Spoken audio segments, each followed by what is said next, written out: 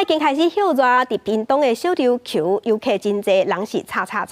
也毋过呢，煞传出有一个奇怪的查甫人，3更半暝对女游客共对调，佮对到伊住的所在，佮要撞入去厝内。但游客是惊甲紧大声喊响，这个查甫人才赶紧走。警方接到报案了后，即马在追查这个查甫人的身份。那平常的业者嘛有甲相片放去哩网络顶悬，提醒当地人爱细致。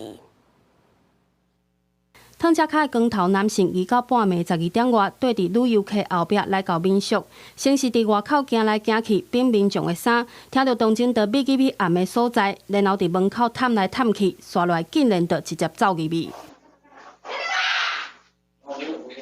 游客发现了后，惊甲叫出来，男性随走离现场。事发伫屏东小琉球，警方接到通报，赶到现场确认状况。业者嘛将相片放伫网络，提醒民众细意。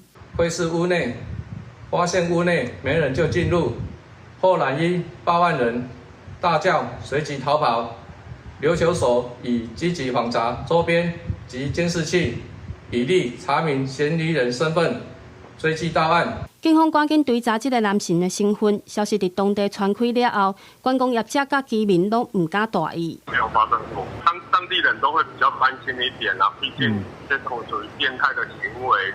就是不管在城市还是乡镇里面，大家都比较会警惕这种人。